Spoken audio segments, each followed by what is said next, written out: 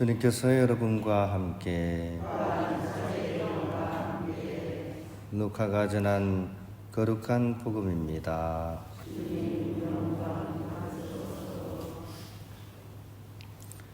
하루는 예수님께서 가르치고 계셨는데 갈릴레아와 유다의 모든 마을과 예루살렘에서 온 바리사이들과 율법 교사들도 앉아 있었다. 예수님께서는 주님의 힘으로 병을 고쳐주기도 하셨다. 그때 남자 몇이 중풍에 걸린 어떤 사람을 평상에 누인 채 들고 와서 예수님 앞으로 들여다 놓으려고 하였다. 그러나 군중 때문에 그를 안으로 들일 길이 없어 지붕으로 올라가 기와를 벗겨내고 평상에 누인 그 환자를 예수님 앞 한가운데로 내려보냈다. 예수님께서 그들의 믿음을 보시고 말씀하셨다. 사람아, 너는 죄를 용서받았다. 율법학자들과 바리사이들은 의아하게 생각하기 시작하였다. 저 사람은 누구인데 하느님을 모독하는 말을 하는가? 하느님 한 분 외에 누가 죄를 용서할 수 있단 말인가? 예수님께서는 그들의 생각을 아시고 대답하셨다. 너희는 어찌하여 마음속으로 의아하게 생각하느냐? 너는 죄를 용서받았다 하고 말하는 것과 일어나 걸어가라 하고 말하는 것 가운데에서 어느 것이 더 쉬우냐? 이제 사람의 아들이 땅에서 죄를 용서하는 권한을 가지고 있음을 너희가 알게 해주겠다. 그러고 나서 중풍에 걸린 이에게 말씀하셨다. 내가 너에게 말한다. 일어나 내 평상을 가지고 집으로 가거라. 그러자 그는 그들 앞에서 즉시 일어나 자기가 누워있던 것을 들고 하느님을 찬양하며 집으로 돌아갔다. 이에 모든 사람이 크게 놀라 하느님을 찬양하였다. 그리고 두려움에 차서 우리가 오늘 신기한 일을 보았다 하고 말하였다. 주님의 말씀입니다. 평안됩니다. 오늘 복음 말씀 아주 유명한 그런 치유 사화이고요. 중풍병자를 고쳐주시는 예수님에 관한 그런 이야기입니다. 오늘 이 복음을 읽어보면서 한 세 가지 포인트를 잡아서 묵상을 할 수 있는 것 같습니다. 전체적으로 볼 때 이제 내가 중풍병자라고 생각하면 묵상하기가 훨씬 좋습니다. 나하고 딴 사람 이야기가 아니라 바로 내 이야기라고 생각하면 복음이 훨씬 더 잘 이렇게 읽힙니다.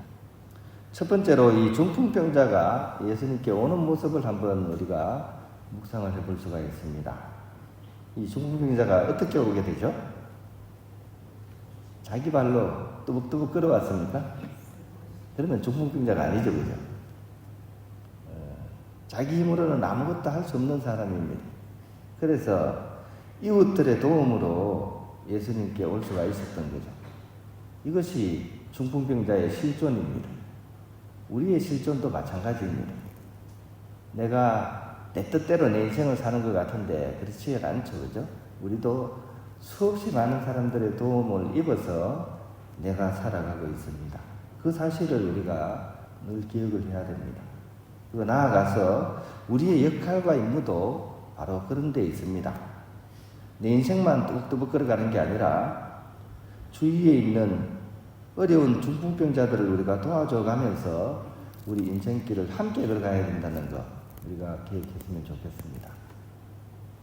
두 번째는 예수님 근처에 와서 이제 두 번째 난관을 맞닥뜨리게 됩니다.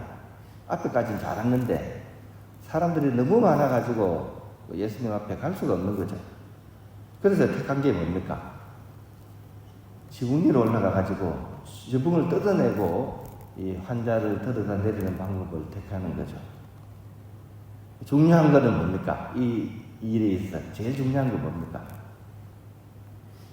지붕을 잘 뚫어야 됩니다. 그죠? 엉뚱한 데 뚫으면 어떻습니까? 예수님께 가지 못하겠죠. 올바른 위치에 예수님께 다다를 수 있도록 구멍을 뚫는 게 참으로 중요합니다. 안 그러면 헛수고죠, 그죠? 그래서 예수님을 두고 우리가 주님이라고 말합니다. 세 번째는 이제 모든 치유 행위가 다 끝나고 난 뒤에 뭐 중간에 약간 어려움이 있었죠, 그죠? 바리사야 율법학자들이 막 예수님 하는 행위에 대해서 막 이렇게 이상하게 생각하고 막 비난하고 이런 과정을 다 거쳐서 이렇게 이해할 수 없는 그런 치유 행위를 보고 나서 사람들이 이구동성을 하는 얘기가 있습니다. 그게 맨 마지막 말입니다. 오늘 우리가 신기한 일을 보았다. 신기한 일을 보았다. 이 말마디 안에 오늘 복음의 모든 내용이 사실 들어가 있다고 보면 좋을 것 같습니다. 여기서 신기한 일이라는 것은 마술을 부리거나 묘기를 부리거나 그런 의미의 단어가 아닙니다. 그리스어로서 이 신기한 일을 파라독스라고 표현합니다. 파라독스. 그러니까 역설을 이야기합니다. 말이 안 되는데 맞는 말들이 있죠, 그죠? 텅 빈 충만. 그죠? 텅 비었는데 이게 왜 충만합니까? 근데 우린 그래 맞지, 텅 빈 충만이지. 또 뭐 건축 용어 중에 하나죠, 그죠? less is more 뭐 이런 거 있죠. 적을수록 더 많다. 그러니까 이 건물을 짓는 데 있어 가지고 더 단순하게 막 할수록 오히려 사람들은 적확한 배치를 통해 가지고 더 큰 충만감을 느낀다. 이것도 하나의 역설이거든요. 그러니까 오늘 이 예수님께서 하는 이 행위 속에 바로 역설이 들어가 있는 거죠. 어떤 역설이냐면 죄를 용서받았다 하는 말과 병자가 나았다 하는 이것이 사실은 다른 말입니다. 이 이스라엘 사람들이 생각하기에 이거는 다른 내용이에요. 서로 다른 분야입니다. 죄를 용서하는 것은 하느님만이 할 수 있는 그런 분야이고요. 병자가 낫는다는 것은 어떤 인간적인 손을 통해서 이루어지는 일입니다. 근데 이게 동시에 일어난 거잖아요. 그러니까 이 사람들이 이건 정말 신기한 일이다. 물하고 기름이 섞인 것처럼 지금 그렇게 느껴지는 겁니다. 근데 그것이 둘 다가 예수님을 통해서 이루어지고 있다는 사실에 우리가 이렇게 포인트를 맞출 수 있어야 됩니다.